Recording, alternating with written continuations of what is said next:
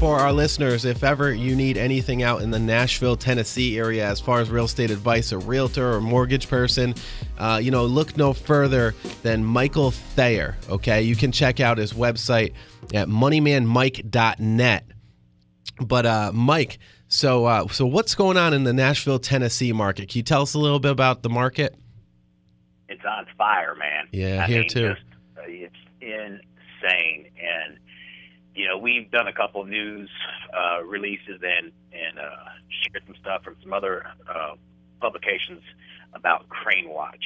And literally every day you drive into Nashville and there's something new in the skyline, some new crane over here, some other project. And out on our blog, we put out a thing that was put by the Nashville Business Journal that's literally named Crane Watch, and it lists hundreds upon hundreds of development that's going on in Nashville. I mean, Wow. They just cannot build things fast enough here. And there's articles about 80 people a day relocating to Nashville. There was a publication from the Metropolitan Planning Council from Chicago talking about it takes Chicago an entire year to grow as much as Nashville does in a single day. In a single day? In a single day. And it's published by the Chicago Metropolitan Planning Council.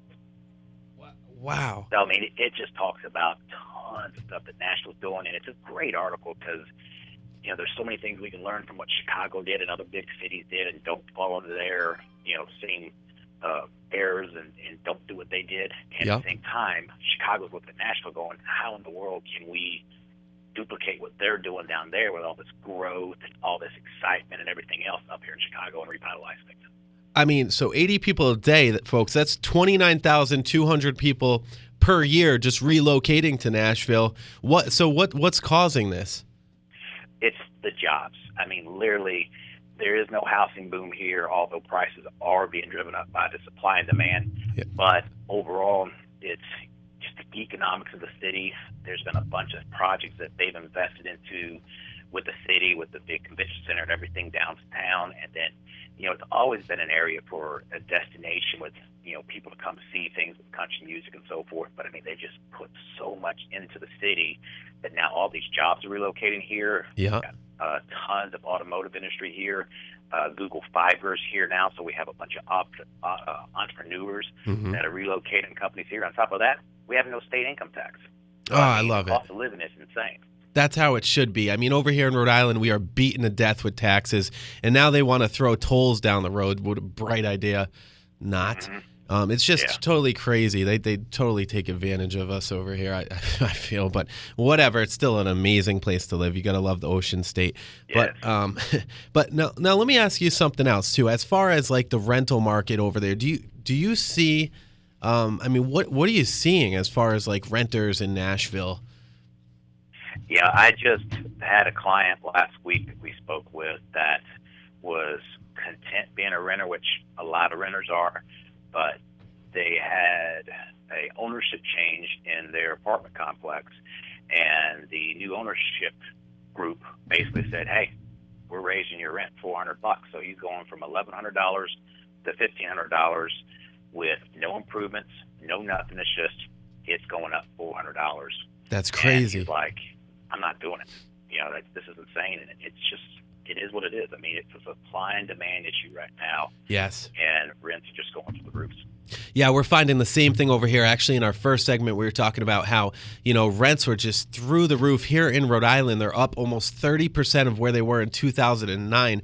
So it's like, it doesn't even make sense to rent. So if you're going to rent, you might as well own something because you're throwing your money away. You're giving it to a landlord, But that's what we say. You're either paying their mortgage or you're paying your mortgage, and there's so many things that you can do with paying your own mortgage as far as it's forced savings. Yep. You're getting a tax deduction. Mm-hmm. You can borrow against it later in the future for kids, school, or whatever it may need to be. But ultimately, when you retire, do you want to still keep on paying rent, or do you want to be mortgage free? Exactly. And I don't know if you heard this stat before, Michael, but the National Association of Realtors a couple months back, they said that the average renter had an average net worth of about $5,000 versus the average homeowner who has a net worth of $194,000. Where would you rather be?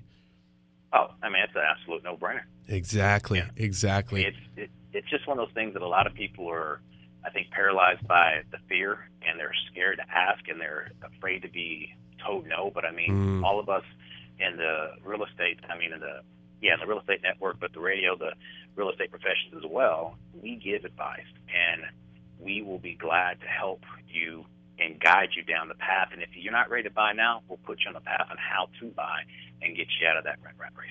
Absolutely. That's awesome. So if you're looking around Nashville, Tennessee area, or if you're visiting down in Nashville, have family down there, you tell them to look no further than WLAC 1510. They can listen to Moneyman Mike with the Real Estate Radio Network, Mike Thayer with Waterstone Mortgage. Mike, what time's your show on and what day?